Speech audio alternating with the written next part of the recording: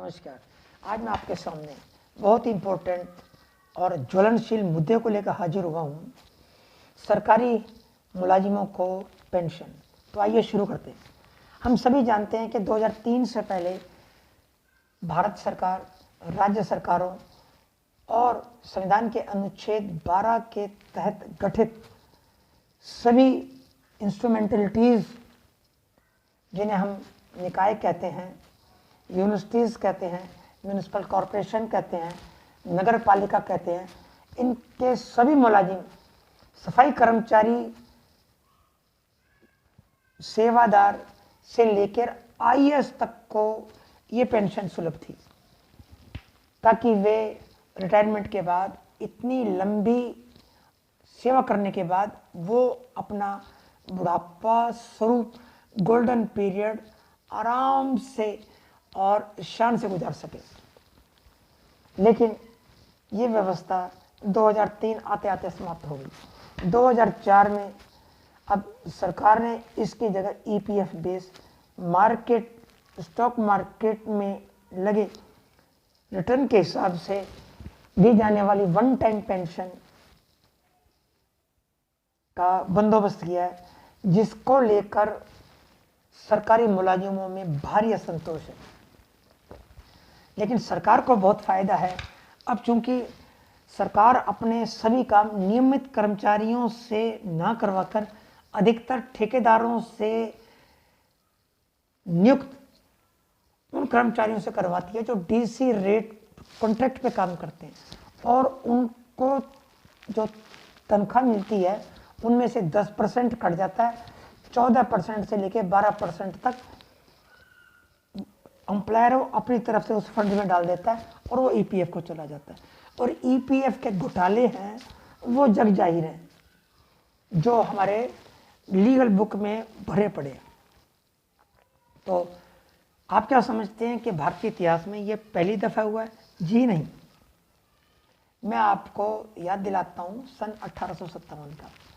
ये वो समय था जब भारत अपना प्रथम स्वतंत्रता संग्राम लड़ रहा था, जिसे गोरे और उनके पिट्ठू राजा गदर या रिवोल्ट कहा करते थे। और ये शुरू तो हुआ उस वक्त के यूनाइटेड प्रोविंस, जिसे हम यूपी से कहते हैं, वहाँ से। इसमें मुख्य किरदार निभाने वाले जो राजा थे, तात्या टोपे, नाना फडणवीस, झांसी लक्ष्मीबाई से लेके मुगल सम्राट बहादुर शाह जफर, सभी ने इस आंदोलन में भाग लिया। लेकिन ये आंदोलन चूंकि पूरी तरह से संगठित नहीं था, सभी इसमें भाग लेने वाले जो राजा थे वो अपने व्यक्तिगत स्वार्थ के लिए लड़े। जैसे झांसी को ही देख लो, वो उसका एक ही स्लोगन था, मैं अपनी झांसी नहीं दूंगी। तो इनमें आपस में कोई कोऑर्डिनेशन नहीं था। और इन सब से ऊपर मेरठ में मंगल पांडे ने बिना किसी योजनाबद्ध तरीके से अंग्रेजी सार्जेंट को गोली मार के जब इस बगावत की शुरुआत कर दी, तो ये एक जंगल में लगे आग की तरह फैला। उस वक्त ईस्ट इंडिया कंपनी ने अपने पिट्ठू राजाओं की मदद से, जिसमें पटियाला के राजा सरदार भूपेंद्र सिंह प्रमुख थे, ये अपने मतहत छोटे राजाओं जैसे कपूरथला, जम्मू, फरीदकोट, जींद, नालागढ़, बिलासपुर, मंडी, इनके मिलिट्री कॉन्टिजेंट से लेके ईस्ट इंडिया कंपनी की सपोर्ट करने के लिए यूपी में चले गए। और इन्होंने भारत के प्रथम स्वतंत्रता संग्राम को पूरी तरह से कुचल दिया। परिणाम क्या हुआ? भारत अगले 100 सालों के लिए फिर गुलाम हो गया। लेकिन इसका इंग्लैंड पे भी बहुत बड़ा प्रभाव पड़ा। ब्रिटिश क्राउन को भी लग गया कि ईस्ट इंडिया की पॉलिसी है, नीतियां हैं, वो पूरी तरह से दमनकारी हैं। तो ब्रिटिश क्राउन ने भी ईस्ट इंडिया कंपनी के साम्राज्य को ब्रिटिश क्राउन के अंडर कर लिया। गवर्नर जनरल का पद समाप्त कर दिया गया, उसकी जगह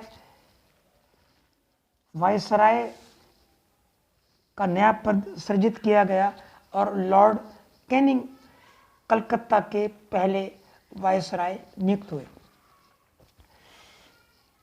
जब विद्रोह में भाग लेने वाले राजाओं को तहस नहस कर दिया गया, उनके साम्राज्य को ब्रिटिश क्राउन में मिला लिया गया, तो उनके राजाओं के मुलाजिमों के सामने बड़ी विचित्र स्थिति आ गई कि उनको पेंशन कौन देगा।